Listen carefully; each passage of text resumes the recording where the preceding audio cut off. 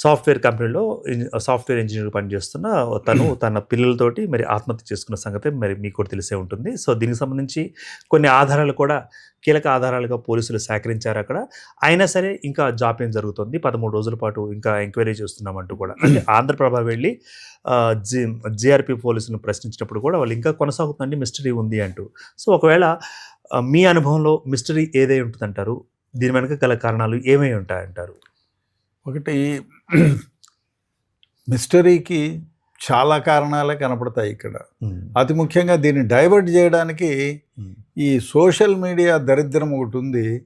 అదిగో పాము అంటే ఇదిగో తోక అని వాళ్ళ ఇప్పుడు పోలీసుల ఇన్వెస్టిగేషన్ని వాళ్ళ మానాన్ని వాళ్ళు చేయనిస్తే అది ఇదిగా ఉంటుంది. కానీ ఒక్కొక్కళ్ళు ఒక్కొక్క యాంగిల్, ఎవరో బెదిరించారంట, ఎవరన్నా ఫోన్ చేసి ఇట్లాంటివన్నీ చేసి ఈ కేసుని ఎటు కానికుండా ఒకవేళ పోలీసులకు కూడా ఇది నిజమై ఉంటుందేమో అని ఆలోచనలో పడేసేటట్టు చేస్తున్నారు. అతి ముఖ్యంగా ఇప్పుడు దీంట్లో మెయిన్గా అయితే ఆమె వాడిన సెల్ ఫోన్ ఒకటి, తల్లి పుష్పలత వాడిన సెల్ ఫోన్ ఒకటి, ఆమె వాడిన ల్యాప్టాప్ ఒకటి, ఈ మూడింటిని క్షుణ్ణంగా పరిశీలిస్తే అంటే ఈ పరిశీలించే విధానంలో దాదాపు 6 నెలలు 8 నెలలుగానో చూసుకోవాలి. ఎందుకంటే 5-6 నెలల క్రితం వాళ్ళ ఇంటి దగ్గర గొడవ చేశారు, ఎవరో వచ్చి పెద్ద గొడవ అయింది, తర్వాత సద్దు మణిగిపోయింది, ఏమో కారణం తెలియదు. సో అంతకు ముందు నుంచి ఎవరైనా ఫోన్ చేసి లాంగ్గా మాట్లాడారా, ఎందుకు మాట్లాడారో, ఆ వ్యక్తి ఎవరు, ఆ వ్యక్తికి విజయారెడ్డి గారికి ఏమిటి సంబంధం, విజయారెడ్డి గారు టెక్కీగా ఎంత ప్రముఖులో, టెక్కీగా ఏ విధంగా టీమ్ లీడర్గా ఉన్నారో అదేవిధంగా బిజినెస్లో కూడా ఆమెదే పై చేయిగా ఉంటూ ఎక్కడికి వెళ్ళినా కూడా బ్రదర్ నేను నా చెల్లినే తీసుకెళ్తాను, నా చెల్లె ముందెళ్ళి మాట్లాడుతుంది అని నేను చాలా ఇంటర్వ్యూలో, ఆయన పర్సనల్ ఇంటర్వ్యూలో చూశాను. మా చెల్లిని ఎక్కడికి వెళ్ళినా తీసుకెళ్తాను, ఎంటైర్ ప్రాపర్టీస్ మేము కొన్నా, పార్ట్నర్షిప్లో కొన్నా కూడా నా చెల్లి పేరు మీదనే పెడుతున్నాను అని. దానికి మనం ఆయన ఏదో పెద్ద ఇది అని చెప్పుకోవాల్సిన అవసరం లేదు. ఎందుకంటే టెక్కీగా ఆమెకు 1,25,000 జీతం వస్తుంది కాబట్టి ఆమెకి ఏ బ్యాంకులోనైనా ఈజీగా లోన్ రావడానికి ఆస్కారం ఉంది కాబట్టి, సో ఈయన ప్రొఫైల్ ప్రైవేట్ జాబు, ప్రైవేట్ ఇన్కమే కాబట్టి అంత ఇన్కమ్ రాదు కాబట్టి డెఫినెట్గా నేనైనా నా చెల్లి ఉంటే ఒకవేళ నేను నా చెల్లి పేరే పెడతాను. ఎందుకంటే ప్రొఫైల్ బాగుంది, ఎవ్రీ మంత్ 1,25,000 ఎంతో జీతం వస్తుంది, అది black and white, it is a white money కాబట్టి ఆ ఫైల్ చూసి ఎవరైనా లోన్స్ ఇస్తారు. అందువల్ల ప్రాపర్టీ మొత్తం ఆమె పేరు మీదనే పెట్టారు అని. ఈ రీజన్ చెప్పలేదు కానీ నేను అనుకుంటున్నాను. సో ఇంకో విషయం ఏమిటంటే వాళ్ళ మేనమామ చిరంజీవి చెప్పడం ప్రకారం చేతనారెడ్డి, విశాల్ రెడ్డి ఇద్దరు కూడా చాలా తెలివైన వాళ్ళు. ఈ విశాల్ రెడ్డి అబ్బాయి ప్రతిదాన్ని క్వశ్చన్ చేస్తాడు, చాలా యాక్టివ్గా ఉంటాడు. చాలా యాక్టివ్గా ఉండి ఏదైనా ఒకవేళ దుందుడుకు చర్యగా ఉంటే కూడా దాని గురించి విశ్లేషిస్తాడు అనేటువంటి మాట వాళ్ళ మామ చిరంజీవి రెడ్డి చెప్పాడు. సరే సురేందర్ రెడ్డి కూడా అంటే ఆయన ఎప్పుడో సంవత్సరానికి ఒకసారి వస్తాడు కాబట్టి ఫోన్లో మాట్లాడుతూ ఉంటాడు. But he is very intelligent అని చెప్తున్నారు. ఇప్పుడు చనిపోయేటప్పుడు మరి చూడండి వీడియోలలో చూస్తే ఎక్కడ అబ్బాయి చేయి పెట్టుకున్నాడు, జోబులో చేయి పెట్టుకున్నాడు, కంగారే లేదు. ఇప్పుడు డిప్రెషన్లోనో లేకపోతే ఏదో ఇప్పుడు ఎవరైనా ఇప్పుడు మిమ్మల్ని చంపుతారు అనంటే మీ అణువు దాని గురించి ఆలోచనలో మీరు ఏం చేస్తారో మీకు తెలియదు. అనేక రకాలైనటువంటి భంగిమల్లో మీరు వ్యక్తపరచడానికి ప్రయత్నం చేస్తూ ఉంటారు. కానీ ఈ చనిపోవడానికి కారు నుంచి రైల్వే స్టేషన్కి పోయేటప్పుడు ఏదో క్యాజువల్గా ఏదో ప్రేమగా మాట్లాడినట్టే ఉంది. అవును.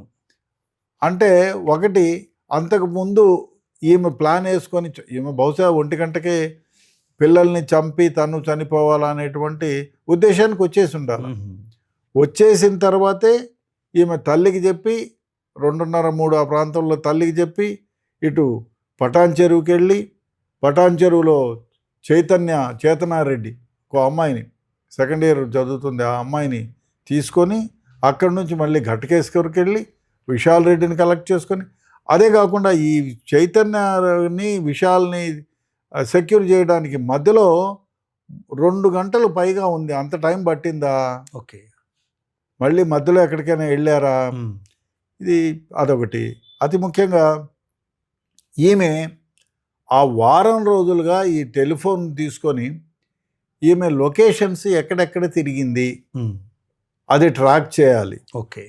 సో ఆ రోజు ఉదయం నుంచి లేదు ఆ రోజు రాత్రి కానీ ముందు రోజు కానీ 3 రోజులుగా ఘర్షణీయమైనటువంటి వాతావరణం ఏమైనా ఉందా, ఎవరైనా కాల్ చేసి చాలాసేపు మాట్లాడిన వ్యవహారం ఉందా, అదేవిధంగా ఈయన ఇంటి చుట్టుపక్కల ఎక్కడ ఉంటారో అక్కడెక్కడైనా సీసీ ఫుటేజ్లు ఉంటే బహుశా ఏమన్నా ఇంటి బయటికి పిలిచి మాట్లాడినట్టో లేకపోతే ఇంట్లోకి వెళ్ళిన వ్యక్తి ఎవరైనా పోయినట్టో వచ్చినట్టో ఆ రికార్డింగ్స్ ఏమైనా ఉంటే అవి కూడా చూస్తే డెఫినెట్గా దీనికి కొంతవరకు కారణాలని విశ్లేషించడానికి వీలవుతుంది. ఓకే.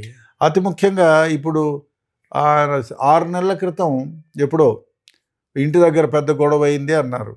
దీని గురించి ఎవరు మనకు క్షుణ్ణమైనటువంటి ఇన్ఫర్మేషన్ ఇస్తారు క్లియర్ కట్గా? అయ్యా 6 నెలల క్రితం రామకృష్ణ, సుబ్బరాయుడు, వెంకటయ్య అందరూ పోయినారు, ఈమెకు డబ్బులు ఇవ్వలేదు, ఈమె డబ్బులు ఇచ్చితే ఎగరగొట్టారని ఏదో ఏముందో దాన్ని మరి పోలీసులుగా వెళ్ళి ఉందా చేసినారా ఏం జరిగింది అంటే మాకేం తెలియదండి ఏమో. ఎందుకంటే ముందు నుంచి ఒక అపోహ ఉంది, పోలీసులు పిలిచి రాసుకుంటారు, మళ్ళీ పోలీస్ స్టేషన్కి పదే పిలుస్తారు, కోర్టుకు పిలుస్తారు అని.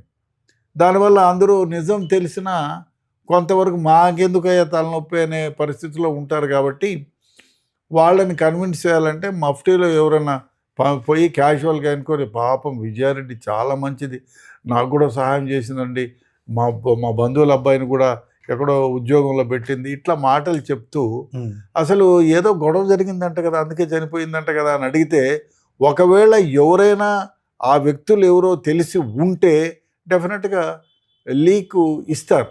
అంటే రైట్.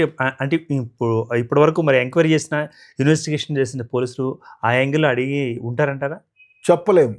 ఓకే. ఎందుకంటే కొన్ని సందర్భాల్లో ఇంపార్టెంట్ విట్నెస్గా ఉండేవాడిని ఒక్కోసారి వదిలేస్తాం, ఎందుకంటే వాని ప్రామినెన్స్ మనకు తెలియదు. అదేవిధంగా చాలా సందర్భాల్లో ఈ అమ్మ పోలీసు వాళ్ళతో ఎందుకు గొలవ ఎందుకు చెప్పాలనే వాళ్ళు మనం పోయి అడిగితే చెప్తే చెప్పచ్చు, అడక్కపోయినా చెప్పాలనిపించే వాళ్ళ సంఖ్య చాలా తక్కువ ఉంటుంది. ఓకే. అందువల్ల ఇటువంటి సమాచారం వచ్చిందా అనేటువంటిది ఒక నమ్మకం లేదు. ఇంకోటి సూసైడ్ నోటు, ఆమె అంత క్లుప్తంగా సూసైడ్ నోట్ అని రాయడానికి కారణం ఏమిటి? ఆ పేపర్ ఎక్కడిది? ముందు నుంచి తెచ్చుకుందా, ఇంట్లో రాసుకొని వచ్చిందా, పిల్లల్ని ఇద్దరిని పెట్టుకొని కారులో కూర్చొని రాసిందా, అది చూడాలి. అది ముందుగా రాసిందా అంటే ఎట్లా తెలుస్తుంది ముందుగా రాసింది? ఏమి తెలియదు. అప్పటికప్పుడు డెసిషన్ తీసుకొని కారులో రాసి ఉంటే రైటింగ్ కొంచెం డిఫరెంట్గా ఉంటుంది. అదొకటి. సో పిల్లల్ని ఇద్దరిని కూడా, ఒక టీనేజ్ పిల్లల్ని తల్లి కన్విన్స్ చేయగలదా చచ్చిపోదామంటే? Is it possible? అది ఎందుకంటే ఇప్పుడు 4 ఏళ్ళు 3 ఏళ్ళ పిల్లలు అయితే సంకలో పెట్టుకొని తప్పని చాలామంది చాలా కేసుల్లో చూశాను. ఆ కేసుల్లోనే చావాలనుకొని మొగుడితో కొట్లాడితే ఒకసారి ఒక కేసులో నేను చిత్తూరు జిల్లాలోనే ఎక్కడో పనిచేసేటప్పుడు ఒక కేసులో వాడే ఇక్కడ నాకు పుట్టలేదు నువ్వు ఎవడో పో అని చెప్పి పెళ్ళాన్ని కొట్టి తాగేసి చేస్తే నువ్వు నాకు పుట్టలేదంటావని సంకలో పెట్టుకొని పిల్లోడిని పోయి బావిలో దుంకినారు. తర్వాత ఎవరో కాపాడినారు, తీసుకొచ్చినారు, అది వేరే విషయం. అయితే క్షణకావేశంలో ఇట్లా చిన్న పిల్లల్ని సంకలో పెట్టుకొని, ఇందులో పిల్లలు ఇద్దరు ఇంటర్మీడియట్, సీనియర్, జూనియర్ చదువుతున్నారు, లోక జ్ఞానం ఉంది. ఎస్పెషలీ ఈ పిల్లలు టీనేజర్స్ 13, 14, ఈ ముందు కాలంలో అంటే 16 ఏళ్ళు 17 ఏళ్ళు వచ్చితే కూడా లోక జ్ఞానం అంత తక్కువ ఉండేది. 20 ఏళ్ల క్రితం 30 ఏళ్ల క్రితం 50 ఏళ్ల క్రితం చూసుకుంటే లోక జ్ఞానం గురించి తెలియదు. ఇప్పుడు మనమే ఒక ఫోన్ గురించి మాట్లాడాలంటే 18 ఏళ్ళు 10 ఏళ్ళ పిల్లోడికి మనకంటే ఎక్కువ తెలుస్తుంది టెక్నాలజీ గురించో ఇంక లోక జ్ఞానం గురించి. అదే ఇంటర్మీడియట్ పిల్లలు ఎన్నో డిస్కస్ చేస్తారు. అతి ముఖ్యంగా ఆ పిల్లలు తల్లిదండ్రుల మాట, తల్లిదండ్రుల ఆలోచనలను గౌరవించేది ఓన్లీ 10%. ఓకే. ఆ ఏజ్లో టీచర్లను వాళ్ళని అనుకరించేది, వాళ్ళని ఫాలో అయ్యేది 15%, వాళ్ళ మాట వినేది. మిగతా 75% కూడా వాళ్ళ స్నేహితులు చెప్పిన మాటే వింటారు. సో వాళ్ళ స్నేహితులు ఎవరైనా ఏమైనా చెప్తే వాళ్ళు దాన్ని అపోహన పెట్టుకుంటారు. అదే ముఖ్యంగా ఈ టీనేజర్స్ మీరు ఎప్పుడైనా గమనించండి, వాళ్ళు ప్రతిదాన్ని క్షుణ్ణంగా ప్రశ్నిస్తారు.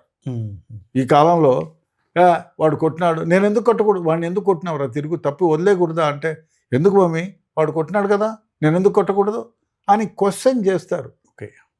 అటువంటిది ఉండి చచ్చిపోదామంటే మనం ఎందుకు చావాలి, ఎవరి కోసం చావాలి, మనం ఏం చేసామని చావాలి, మనం ఏం తప్పు చేయలేదు కదా, అట్లాంటప్పుడు వాడినే నేను చంపేసి వస్తానని చాలా కేసుల్లో చూసాం. యంగ్స్టర్స్ పిల్లలు మనం విట్నెస్గా ఎగ్జామిన్ చేసినప్పుడు చాలా కేసుల్లో సిఐడిలో ఉన్నప్పుడు నేను ఇట్లా క్వశ్చన్ చేసిన సందర్భాలు ఉన్నాయి. వాడు మర్డర్ చేసిపోతే మనం ఊరికే ఉంటామా, గాజులు తొడుక్కున్నామా, లేదు చంపాలా అని చిన్నపిల్లలు ముందుకొచ్చి మాట్లాడిన సందర్భాలు ఉన్నాయి. అటువంటి చిన్నపిల్లలు 16-17 ఏళ్ళున్న పిల్లలు ఎదురు మా చనిపోతామంటే, ఎందుకు మమ్మీ వద్దు పోదాంరా, నీకు ఎందుకు నేనున్నాను అనే మనస్తత్వం ఉండే పిల్లలు. అందులో వాళ్ళ చిరంజీవి రెడ్డి చెప్పిన ప్రకారం పిల్లలు చాలా సపోర్టివ్గా ఉంటాడు, చాలా నాలెడ్జ్ఫుల్ అని కూడా చెప్పినాడు. సో అట్లాంటి పిల్లలు ఎందుకు చావాలి అని డెఫినెట్గా తల్లిని అడుగుతారు. ఒకవేళ తల్లి రివీల్ చేసి ఉంటే, ఈమె చేయలేదా అయితే ఇంకో వ్యవహారం ఏమంటే 7:30కు వెళ్ళి రైల్వే స్టేషన్కి పోయినారు. అక్కడి నుంచి రైల్వే స్టేషన్లో అంటే కారు దిగింది 7:30కి, రైల్వే స్టేషన్లో పోవడానికి 15 నిమిషాలు 10 నిమిషాలు. ఆ తర్వాత 3:30-4 గంటలు రైల్వే స్టేషన్లో ఏం చేసినారు, ఏం మాట్లాడుకున్నారు, పోనీ ఆ వచ్చిన సందర్భంలో ఆ ఉన్న సందర్భంలో వేరే ట్రైన్ ఏం రాలేదా? I don't think. ఎందుకంటే వాళ్ళు ఉన్న అక్కడ 3:30-4 గంటల్లో చాలా రైళ్ళు ప్రయాణం చేస్తాయి. ఒకవేళ చచ్చిపోవాలి అని డెసిషన్స్తో వస్తే ముందున్న రైల్లోనే పడి చావాలి కదా. Why they waited for long 3 hours? అంటే అంటే వాళ్ళు లాంగ్గా దీని గురించి డిస్కషన్ చేసి ఉంటారు. అంటే ఏదో ఇన్సిడెంట్ ఉంటుంది, ఆ ఇన్సిడెంట్ ఏదో తెలిస్తే తప్ప దీని నుంచి బయటికి రాదు, ఈ మిస్టరీ బయటికి రాదు. దీన్ని తెలుసుకోవాలంటే క్షుణ్ణంగా వాళ్ళ ఫోన్లు కానీ, వాట్సాప్లు కానీ, తెలిసిన మిత్రులు కానీ, వాళ్ళ కాంటాక్ట్స్ కానీ, వాళ్ళ బ్యాంక్ స్టేట్మెంట్స్, ఎప్పుడెప్పుడు ఎక్కడి నుంచి డబ్బు వచ్చింది, ఎక్కడెక్కడికి డబ్బు ఇచ్చారు అనేది క్షుణ్ణంగా పరిశీలించాలి. అదేవిధంగా ఫోన్లో నుంచి ఎవరికైనా డబ్బులు వేసారా, ఆ రోజు కాల్స్ ఏమైనా వచ్చాయా, మెయిల్స్ ఏమైనా వచ్చాయా, ఇవన్నీ తొందరపడకుండా ఈ సోషల్ మీడియా దరిద్రాన్ని పక్కకు దోచి, ఎందుకంటే ఒకళ్ళు అదిగో పులి అంటే ఇదిగో తోక. అప్పుడు ఎవరో కర్ణాటకలో శవాలు లేకపోయినా గుట్టలుగా శవాలని పెద్ద కథలల్లి వండి వార్చి పోసినారు. లాస్ట్కి ఏం జరిగింది, అంతా అబద్ధం అని తేలింది. సో ఏమైపోతుందంటే, ఒకవేళ ఈ సోషల్ మీడియా ట్రాప్లో పడిపోయి పోలీసులు అసలు ఇన్వెస్టిగేషన్ని పక్కదారి పట్టేటట్టు వీళ్ళ మాటలు చేస్తున్నారా? అట్లా జరగదు. పోలీస్ ఆఫీసర్లు ఎవరైనా వాళ్ళ ఫోకస్ వాళ్ళకే ఉంటుంది. కానీ తొందరపడి 13 రోజులైనా ఏం చేయలేదు, 16 రోజులైనా ఏం చేయలేదు అనే వ్యవహారం ఉంటుంది. మేము ఒక మినిస్టర్, సెంట్రల్ మినిస్టర్ వెంకటస్వామి గారి మనవడి కేసు నేనే చేశాను ఇన్వెస్టిగేషన్. మేము సిఐడిలో చేస్తూ ఉండగా ప్రతిరోజు పెద్ద ఇదే. సో దాంట్లో మేము ఇన్వెస్టిగేషన్లో ఉండంగానే దాన్ని సిబిఐ వాళ్ళు టేక్ ఓవర్ చేశారు. తర్వాత కేసు ట్రేస్ కాలేదు. సో అప్పట్లో సోషల్ మీడియా కూడా తక్కువే. ఎందుకంటే మనం క్షుణ్ణంగా, అంటే ఈ జరిగిన ఇన్సిడెంట్ని క్షుణ్ణంగా, లోతుగా, చాలా దీర్ఘంగా ప్రతి మైన్యూట్ థింగ్ని విశదీకరించి తొందరపడకుండా, ఎవరు చెప్పిన మాటలు వినకుండా మనం ఫోకస్ చేయగలిగితే డెఫినెట్గా ఈ కేసులో క్లూస్ దొరుకుతాయి. రైట్ అండి. అంటే ఇప్పుడు let us think in this manner. Suppose రెడ్ అన్న గారే ఆ కేసు టేకప్ చేస్తున్నారంటే ఎట్లా స్టార్ట్ చేస్తారు మీరు investigation? Suppose you are the investigation officer. అది ఫస్ట్గా అసలు 6 నెలల క్రితం గొడవ జరిగింది ఏమిటి, ఓకే, దాని మీద ఫోకస్ పెడతాను. 6 నెలల క్రితం జరిగితే ఇవాళ ఎందుకు చనిపోతారు? అది అట్లే రగులుకుంటూ వచ్చిందా ఒకటి. రెండోది, ఈమెకి ఏమైనా ఆఫీస్ పరంగా ఇబ్బందులు ఏమైనా ఉన్నాయా? ఓకే, ఆఫీస్ పరంగా ఇబ్బందులు ఉంటే ఏమి చనిపోవాలి, కానీ పిల్లల్ని ఎందుకు తీసుకెళ్ళిపోతుంది? కాదు. పోనీ ఫైనాన్షియల్గా ఎవరితోనైనా అంటే మనం చెప్పలేము. చాలా ఈ మధ్య సందర్భాల్లో ఆన్లైన్ గేములు విపరీతంగా ఆడి చాలామంది డబ్బులు కోల్పోయిన తర్వాత ఎందుకు ఇన్ని అప్పులు చేసినాము అని చెప్పి సూసైడ్ చేసుకున్న సందర్భాలు ఉన్నాయి. సో అదొకటి. ఇంకోటి, ఎవ్వరికీ తెలియకోకుండా ఎవరైనా ఏమైనా సహాయం అడిగి డబ్బులు తీసుకొని వాళ్ళతో స్నేహంగా ఉంటే వాళ్ళే బ్లాక్మెయిల్ చేసి ఏమైనా ఇబ్బంది పెట్టారా? సో అట్లా వాళ్ళు ఏమైనా బ్యాక్గ్రౌండ్లో ఉన్నారా? సో దాని గురించి చెక్ చేయాలి. ఒకవేళ ఈమెకు వచ్చిన ఫోన్లు, ఈమె తల్లికి వచ్చిన ఫోన్లు, చిరంజీవికి వచ్చిన ఫోన్లు, ఇట్లా ఇంకో వ్యవహారం ఏమిటంటే, ఎక్కడైనా ఇప్పుడు కొందరు, నేను ఒక కేసులో చాలా రోజుల క్రితం జరిగిన కేసులో వాడి ఫోన్ లేదు, వాడి ఫోన్లో ఎవరితో మాట్లాడు, వేరే వాళ్ళ పేరు మీద ఉండే ఫోన్ తీసుకుంటాడు, వాడి ఇంట్లో ఫోన్ ఆన్ చేయడు, ఇంటి నుంచి 2-3 కిలోమీటర్లు అవతల పోయిన తర్వాత ఫోన్ ఆన్ చేస్తాడు. ఫోన్ ఆన్ చేసి ఒక పర్టికులర్ పాయింట్, ఒక పొలిటికల్ లీడర్ ఇంటి దగ్గరకు పోయి ఆడ నుంచే అందరికీ ధమ్కిలు ఇస్తాడు. ఓకే, ఆడ నుంచే మాట్లాడతాడు.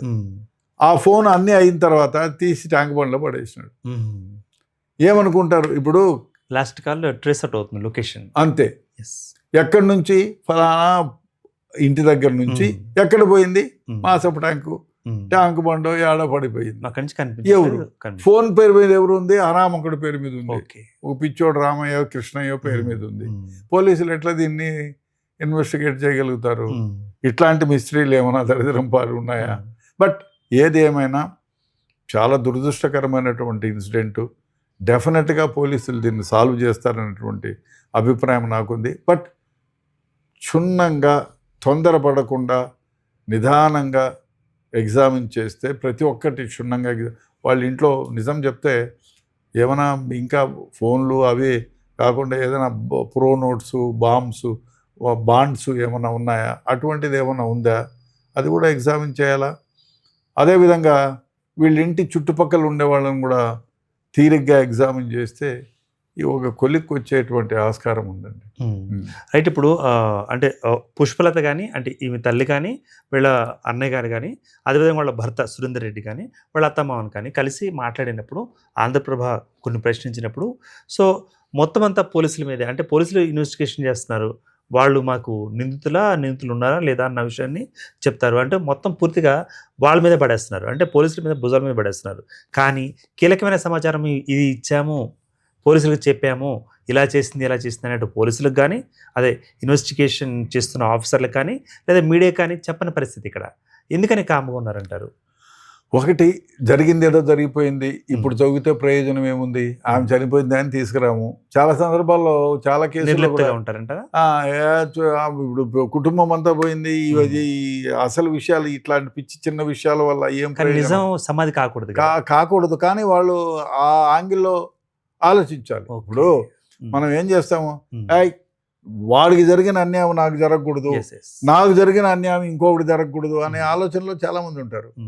ఏదో అయింది, ఏదో అయిపోయింది, ఇంక ప్రశాంతంగా ఉందాం పోనీ అనే వాళ్ళు కొందరు ఉంటారు.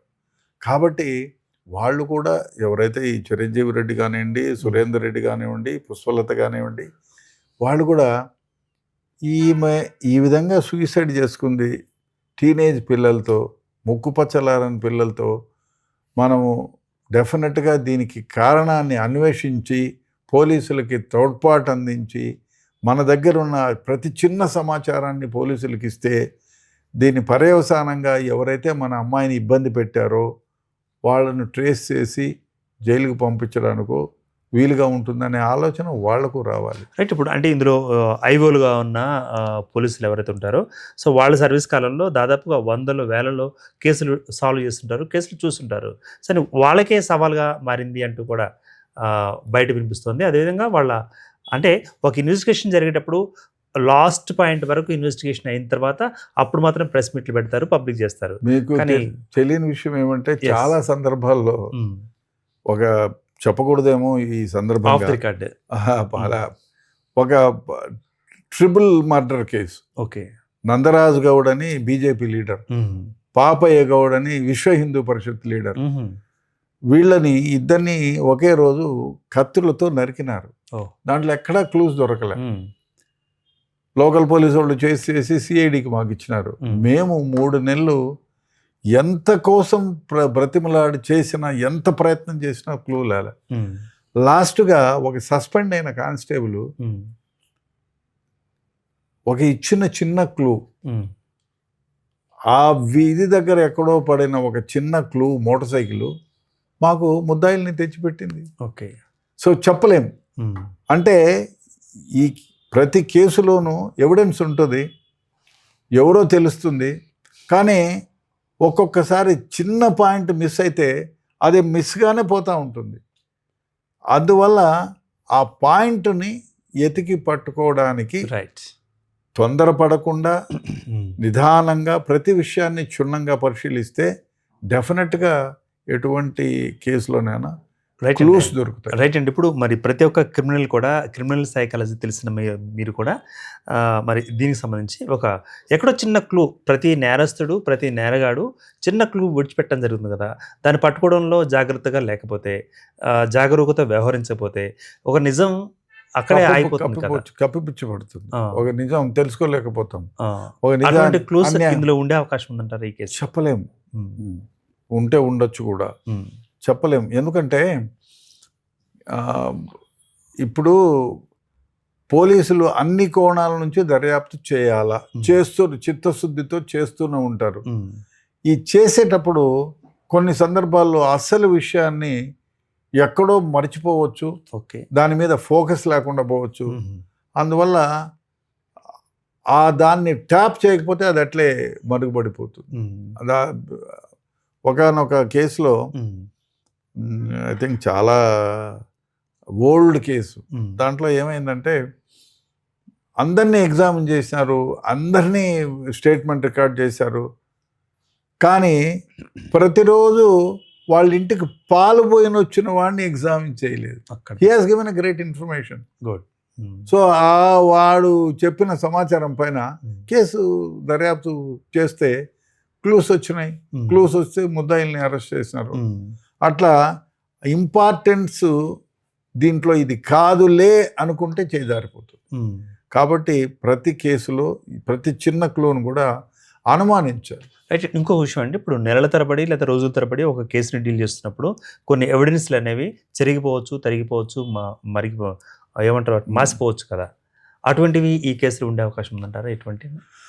అది ఎందుకంటే 13 రోజులు ఈజ్ టూ యంగ్. ఓకే. ఎందుకంటే చాలా కేసుల్లో చాలా సందర్భాల్లో చాలా లేట్ అయిన సందర్భాలు ఉన్నాయి.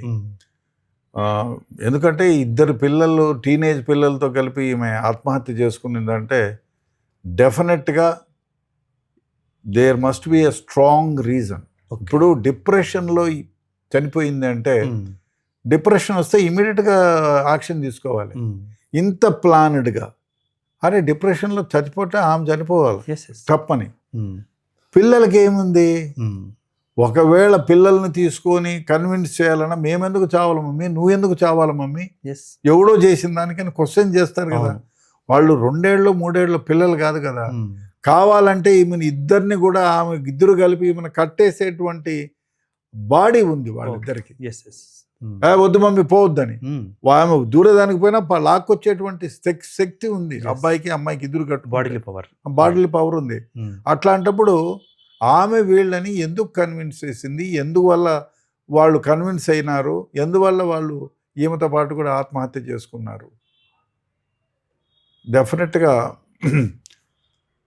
There must be a very strong reason. Depression I don't think. Right. ఇప్పుడు నవేడేస్ మరి అన్ని ట్రాన్సాక్షన్స్ కూడా మాక్సిమం మన మొబైల్ ఫోన్‌తోటి, ల్యాప్‌టాప్‌లతో చేస్తున్నాం కాబట్టి మాక్సిమం ఒక 80% లేదా 60% క్లూస్ వాటిలో నుండి అవకాశం ఉంటుంది కదా! కానీ ఎఫ్ఎస్ఎల్‌లో ఇటీవల కాలంలో జరిగిన ఫైర్ యాక్సిడెంట్ ఏదైతే ఉందో మరి ఒకవేళ అందులో కూడా ఇవేమన్నా పడిపోయాయా? లేతే ఎఫ్ఎస్ఎల్ ఫైర్ యాక్సిడెంట్‌లో ఇవి కూడా పోయాయా అంటూ కూడా ఒక అనుమానం. ఐ డోంట్ థింక్ వాళ్ళు కంప్యూటర్లు కాలిపోయినాయి అన్నారు. యెస్. ఏమి ఎవిడెన్సెస్ ఏమీ కాలిపోలేదని చెప్పి చాలా అన్ని డాక్యుమెంట్లు ఉన్నాయి అంటున్నారు పకడ్బందీగా. అదేవిధంగా ఒకవేళ అంటే ఇదే విషయం మీద డీజీపీ యశోధర్ రెడ్డి గారిని నేను ప్రెస్ మీట్లో వెళ్ళినప్పుడు నేను ప్రశ్నించానన్నమాట. అంటే ఒక నోటుకి సంబంధించిన ఓటు కేసు కానీ అత్యంత కీలకమైన కేసుకు సంబంధించి కోర్టుకు సబ్మిట్ చేసేస్తామని చెప్పారు ఆయన. ఇంకేం ఉండుంటాయి అంటారు?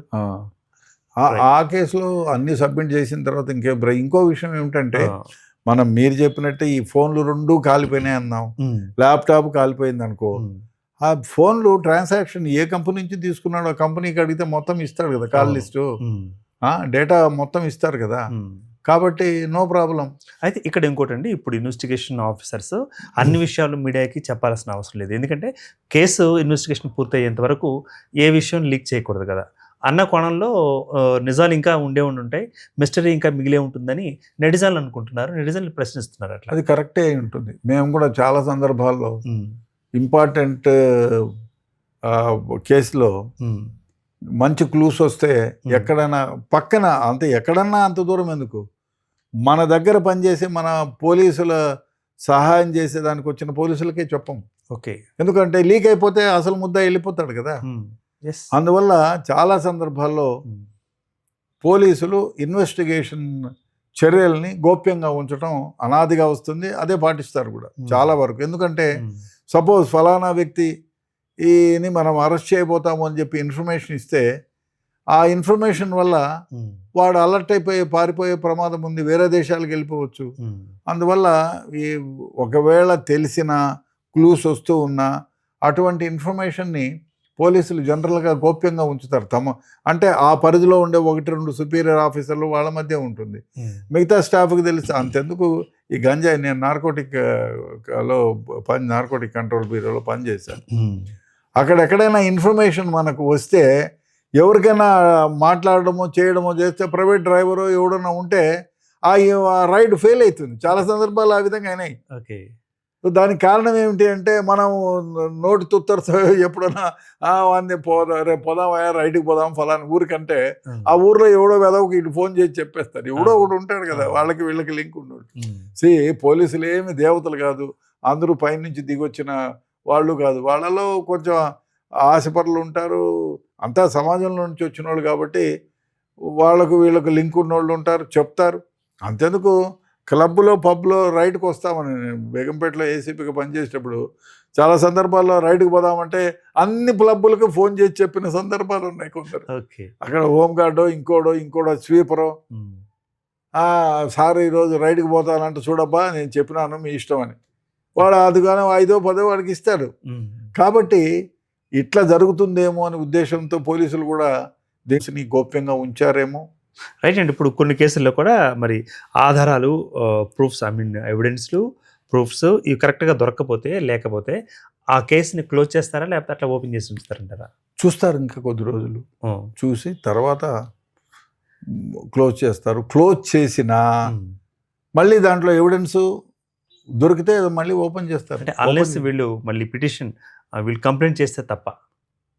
కంప్లైంట్ చేయకపోయినా ఓపెన్ అయిన రోజులు కేసులు చాలా ఉన్నాయి. సుమోటోగా తీసుకుంటారు. ఇప్పుడు మర్డర్ కేసు అయింది, వాడిని నాట్ ట్రేస్డ్ అని క్లోజ్ చేస్తాము. మళ్ళీ దాంట్లో ఇన్ఫర్మేషన్ వచ్చి ఫలానా మర్డర్ చేశాడు ఎవిడెన్సెస్ అంతా ఉంటే డెఫినెట్గా మళ్ళీ ఓపెన్ చేసి వన్ పైన ఛార్జ్షీట్ వేస్తారు. ఏముంది దాంట్లో. రైట్. ఇప్పుడు సూసైడల్ టెండెన్సీ లేకుండా రాకుండా సమాజంలోంచి బయటికి పంపాలి అనుకుంటే ఒక సీనియర్ పోలీస్ ఆఫీసర్గా మరి మీ ఎలాంటి మెసేజ్ ఇస్తారంటారు?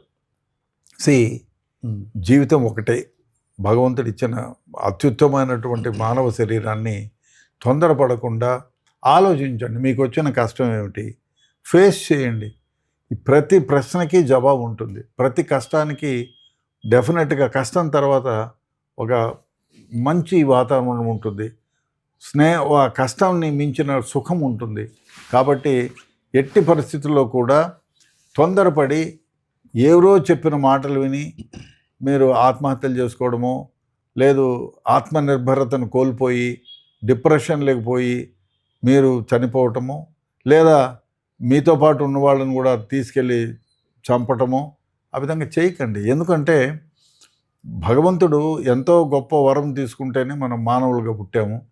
డెఫినెట్గా మీరు ఎటువంటి కష్టం వచ్చినా నిలబడగలరు. మానవుడు తలుసుకుంటే సాధించలేనిదంటూ ఏమీ లేదు.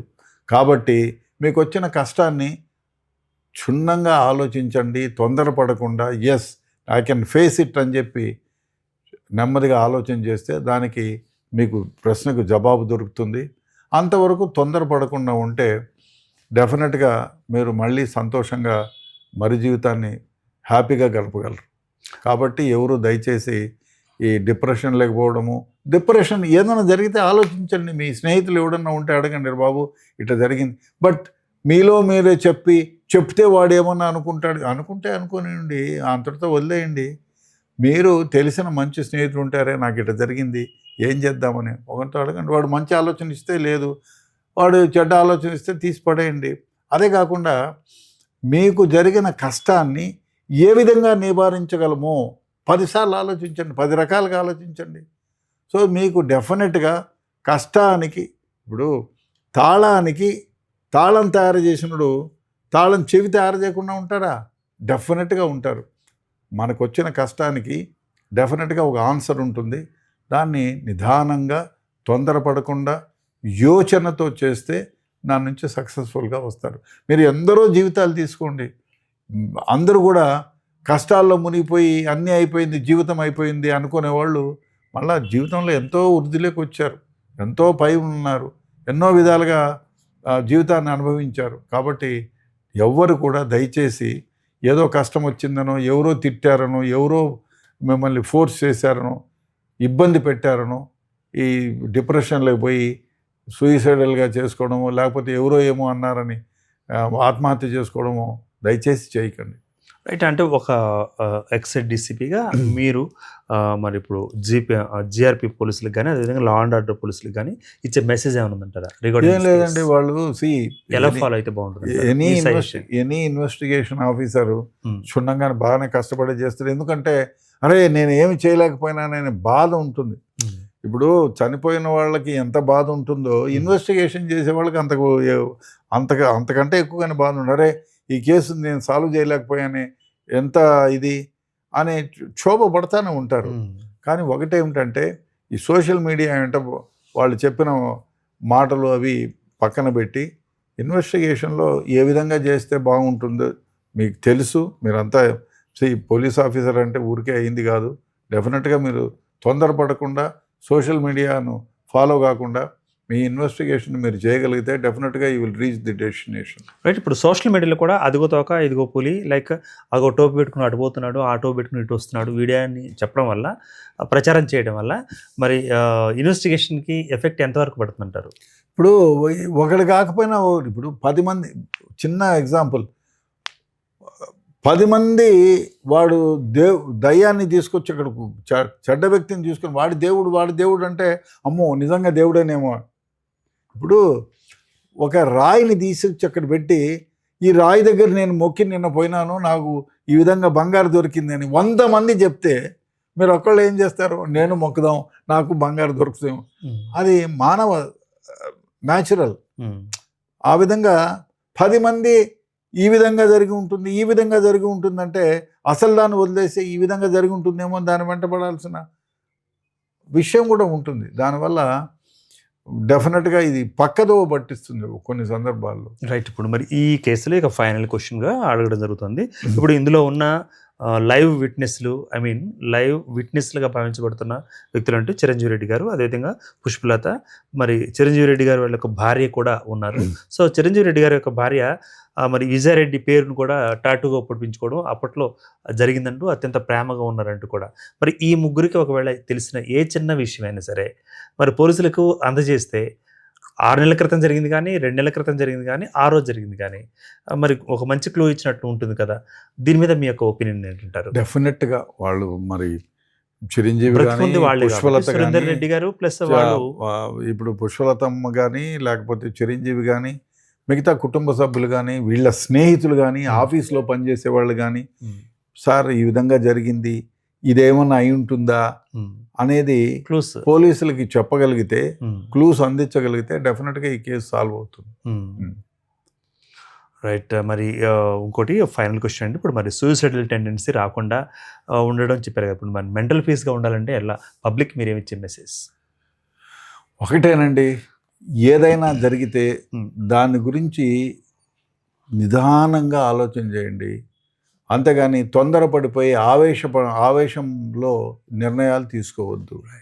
ఆవేశంలో మీరు తీసుకునే ప్రతి నిర్ణయం తప్పుడు నిర్ణయంగా మార్చబడుతుంది. కాబట్టి మీరు ప్రతిదాన్ని క్షుణ్ణంగా ఆలోచన చేసి నిదానంగా ఆలోచన చేస్తే మీకు మంచి జరుగుతుంది. మీరు అరే ఏదో ఇప్పుడు ఒక చిన్న ఎగ్జాంపుల్, వాడు తిట్టి చెడ్డగా కొట్టే కూడా సంగతి వేరే. చాలామంది తిడితే అబ్బా అని మనం ఉక్రోషానికి పోయి ఆ తిట్ల వల్ల ఒకరిని చంపేసిన సందర్భాలు ఉన్నాయి, కత్తితో పొడిచిన సందర్భాలు ఉన్నాయి. వాడు మళ్ళీ జైల్లో పోయి కూర్చున్నాడు. వెరీ సింపుల్గా చెప్తానండి. ఇప్పుడు ఎవరో ముసలామె చెప్పిందని నల్గొండ జిల్లాలో మన సూర్యాపేటలో, అరే ఫలానా అమ్మాయిని పెళ్లి చేసుకొని, వాడేదో పెళ్లి చేసుకున్నాడు అయిపోయింది, మన కులం ఏంటి వాళ్ళ కులం ఏంటి, మీరు పెళ్లి చేసుకున్నారు, మీరు చేతగాని వెధవులు దద్దమ్మలు అని చెప్పి ముసలామ కాటికి కాళ్ళు దాంచుకున్నాడు. 80 ఏళ్ళ ముసలామె చెప్పింది. చెప్తే దాని మీద మనవడు, తండ్రి అంటే కొడుకు ఇద్దరు పోయి ఆ మనిషిని చంపి శవాన్ని తీసుకొచ్చి ముసలాంకు చూపించున్నారు. ఏమైంది దాంతో? సో ఆ ముసలామె జైలుకి పోయింది, ఈ కొడుకు జైలుకి పోయినాడు, మనవడు జైలుకి పోయినాడు. ఆమె చేసిన ఒక దుందుడుకు చర్య వల్ల. పోనీ ఆమె చెప్తే అరే పోనీలేవా ముసలి ఏదో వాగుతూ ఉంటుంది అని అనుకోలే. సో దానివల్ల ఏమైంది, ఈ ముగ్గురి జీవితాలు, ఇప్పుడు వాళ్ళు చంపేసింది అతని వ్యక్తి, అతని జీవితం అయితే పోయింది, అతని ఫ్యామిలీ ఇబ్బంది పడింది, ఆమె ప్రేమించి పెళ్లి చేసుకున్నామే విడో అయిపోయింది. అదే ఇప్పుడు ఎవరికి తెలియకుండా పోయిన ఈ చిన్న ఇష్యూని ప్రపంచమంతా దేశమంతా తెలిసేటట్టు చేసినారు మీ చర్య వల్ల. సో ఆ అమ్మాయి జీవితం పోయింది, మీ తల్లి జీవితం పోయింది, కొడుకు జీవితం పోయింది, మనవడి జీవితం, ముగ్గురు పోయి జైల్లో కూర్చున్నారు.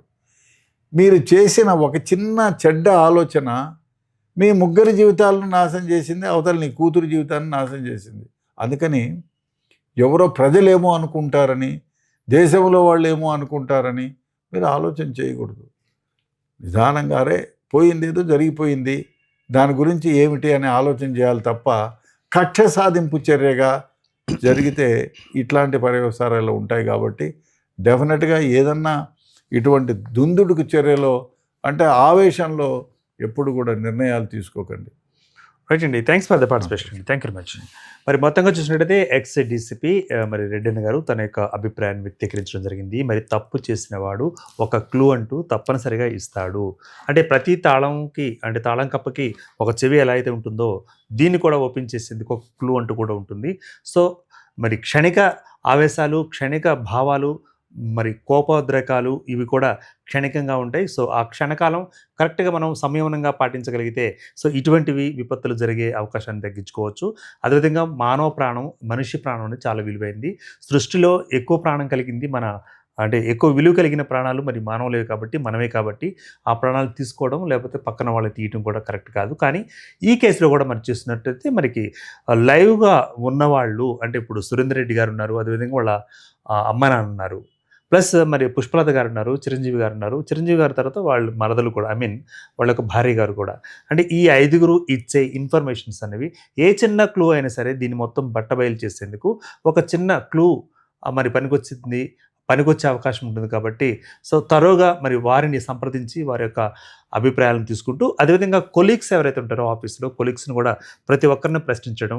సో మరి అదేవిధంగా ఆమె యొక్క స్నేహితులు ఎవరు ఉంటారో, అదేవిధంగా ఆమె టీమ్ లీడర్గా ఉన్నప్పుడు ఆమె సభ్యులు ఎవరైతే ఉంటారో, సో ఇలా ఇంటి ప్రక్కన వాళ్ళు, సో అందరిని తీసుకొని అందరినీ ఎంక్వైరీ చేస్తే మరొకసారి మరి పూర్తి స్థాయిలో ఈ యొక్క ఇన్వెస్టిగేషన్ సంతృప్తికరంగా ముగిసే అవకాశం ఉంటుంది. నిందితులు ఎవరైనా ఉన్నారు అనుకుంటే, మరి ఇందులో ఎవరి పాత్ర ఉంది అనుకుంటే ఆ పాత్రధారులు, ఆ నిందితులు కూడా పేర్లు బయటకు వచ్చే అవకాశం ఉంటుంది. లేదు అంటే మరి ఫైనల్‌గా ఇదొక సాధారణ ఆత్మహత్యగా మరి మిగిలిపోతుంది. ఒక నిజం సమాధి కాకూడదు అన్నది మరి పెద్దలు చెప్తున్నమాట. సో ఏం జరగనుంది అన్నది మనం వెయిట్ చేద్దాం. Keep watching Andhraprabha.